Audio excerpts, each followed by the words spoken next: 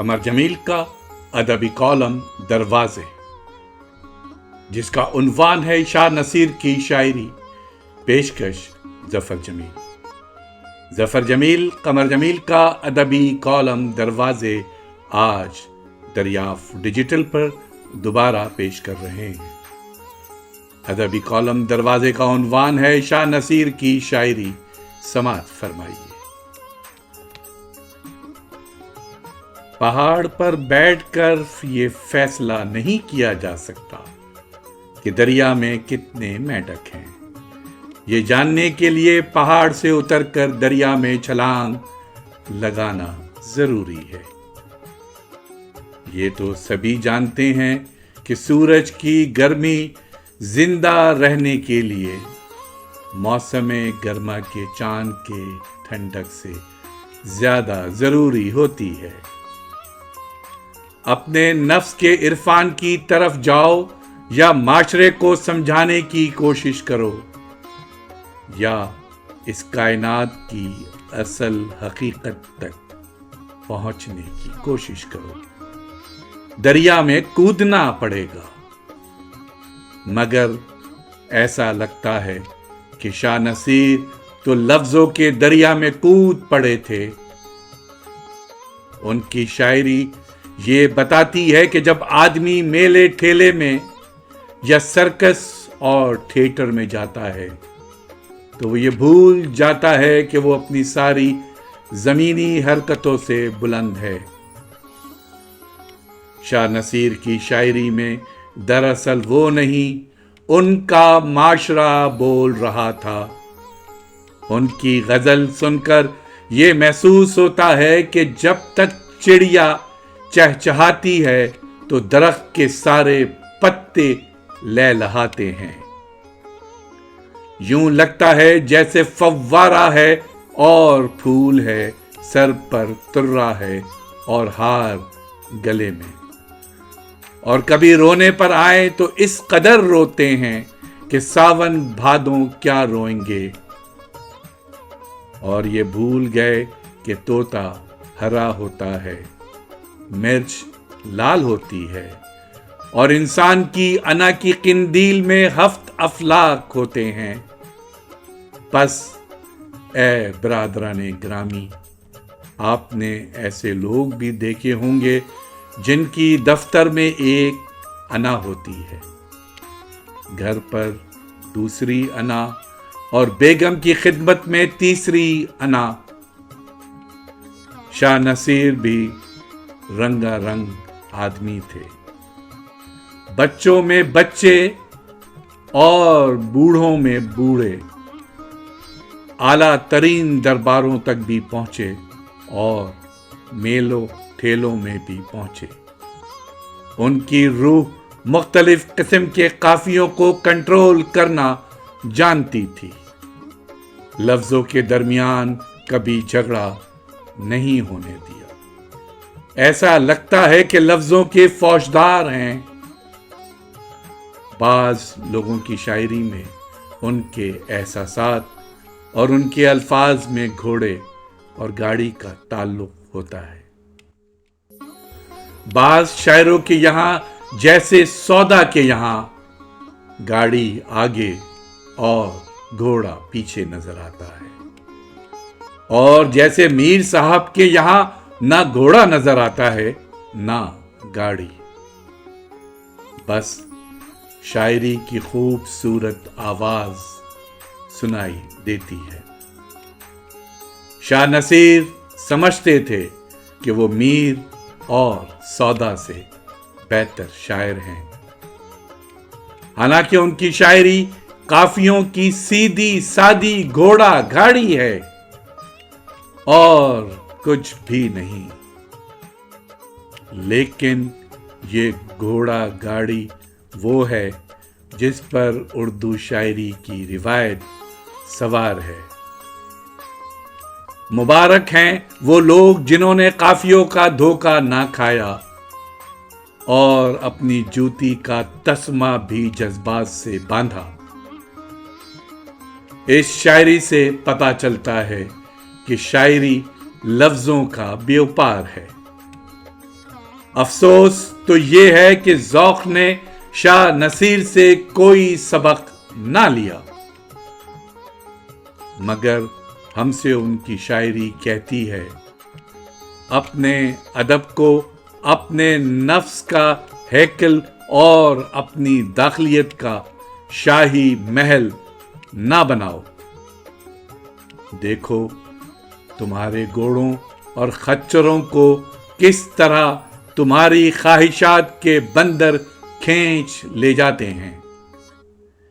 شاہ نصیر کی شاعری کہتی ہے کہ قافیے جب بھی اپنے ہمسائے کے گھر جاتے ہیں زخم کھاتے ہیں، چونکہ ٹوکری خالی لے کر واپس آتے ہیں۔ اے برادران گرامی، سنو کہ ہر 5-10 سال کے بعد تمہاری ایک نسل آتی ہے جو ردیفوں اور قافیوں کے میڈک گنگا جمنا سے اٹھا لاتی ہے، اور پھر ساری زندگی ان کا تماشا دیکھتی ہے۔ ایسے ہی شاعروں کے پیش رو شاہ نصیر تھے، مگر ایک شعر واقعی ان کے دیوان میں ایسا ہے جس کے سامنے ہزاروں ستارے ماند فرماتے ہیں۔ نہ دیکھا ڈر سے میں تیری طرف بہت شب وصل، نہ دیکھا ڈر سے میں تیری طرف بہت شب وصل، ستارہ سحری مجھ کو آنکھ مار رہا۔ انہی شاہ نصیر کی زمین ہے، گاہ خندق و گاہ کماں، سر پر ترا ہار گلے میں، فلک پر بجلی زمیں پہ بارہ، صبح ٹوٹ گیا رفو ٹوٹ گیا۔ آدمی سمجھدار تھے، پہاڑوں پر بیٹھ کر ستارے نہیں گنتے تھے، میڈکوں کو پکڑنے کے لیے دریا میں چھلانگ بھی لگا دیتے تھے۔ اس کا اندازہ اس سے ہوتا ہے کہ ہر شاگرد سے کچھ نہ کچھ فرمائش ضرور کرتے۔ کسی سے کہہ دیا، میاں کشمیر کا قلمدان کیا خوب آیا کرتے تھے، اب تو آتے ہی نہیں، بھلا کوئی نظر چڑھ جائے تو لے آنا۔ کسی سے چاقو کی فرمائش کر دی، کسی سے ڈھاکہ کی ململ کا ذکر کر دیا اور کہہ دیا کہ میاں ہمیں تو یہ انگریزی ململ ایک آنکھ نہیں بھاتی۔ اس سے فائدہ یہ ہوتا ہے کہ روز کے آنے والے چوتھے دن غزل لاتے ہیں۔ اس کے علاوہ جو شخص روپیہ خرچ کر کے سیکھتا ہے وہ اس کی قدر بھی کرتا ہے۔ یہ تھے شاہ نصیر، یعنی شاہ غریب کے لڑکے میاں کلو، جن کا قد لامبا اور رنگ کالا تھا۔ ایک تھا راجا، ایک تھی رانی۔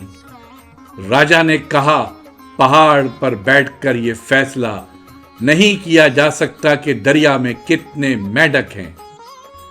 راجا کا یہ قول سن کر جب اس کے مخبر ادب کی وادی میں چھلانگ لگاتے ہیں تو پتہ چلتا ہے کہ ایک ٹھانٹے مارتا ہوا دریا بہہ رہا ہے، اور اس دریا میں میڈک بہت ہیں، بلکہ زبان کے بڑے بڑے مگر مچھ بھی ہیں، مگر اپنا تجزیہ کرنے والا جانور بہت کم ہے۔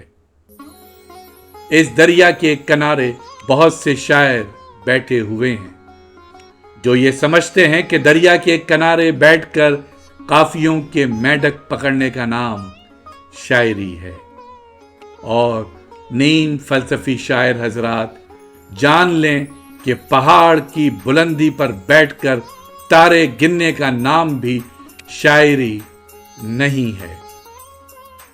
مجھے تو یہ لگتا ہے کہ جیسے ایک تھا راجا، ایک تھی رانی، یہ بھی شاہ نصیر کی زمین ہے۔ اب ایک قطعہ ملاحظہ کیجیے۔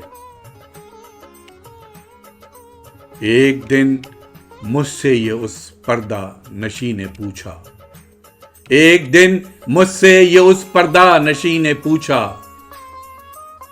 کنج تنہائی میں گر تجھ سے نہ پردہ کرتا، تو مجھے عاشق بیتاب اکیلا پا کر، سچ بتا تو کہ میرے ساتھ بھلا کیا کرتا۔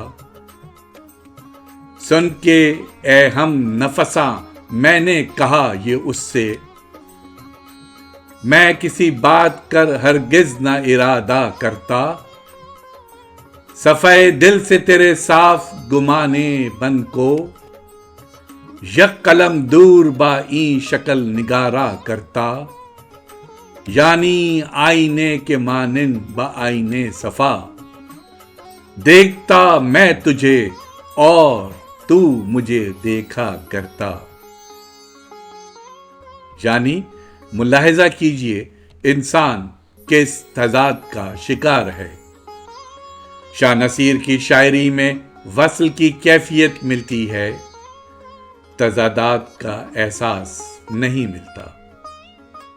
جب وہ سفر پر جاتے تھے تو خود رتھ پر سوار ہوتے تھے اور ان کے ساتھ ساز و سامان سے لدی ہوئی گاڑیاں ہوتی تھیں، قوالوں کی ٹولی بھی ساتھ چلتی تھی۔ ایک دن ہزاری باغ کی دیوار پر بیٹھے تماشا دیکھ رہے تھے، کسی بازاری عورت نے ایک کار چوبی رتھ بنوائی تھی، اس رتھ پر بیٹھ کر وہ چھم چھم کرتی سامنے سے گزری۔ شاگرد کی فرمائش پر شاہ نصیر بولے، اس کی رتھ کا کلس سنہری دیکھ، شب کہا ماں سے یہ پروین نے، میرے پرواز یہ نکالی ہے، چونچ ہیضے سے مرغ زرری نے۔ غرض یہ ہے کہ شاہ نصیر نے تصوف کے مضامین سے لے کر وصل و ہجر کے مضامین تک سب باندھ دیے۔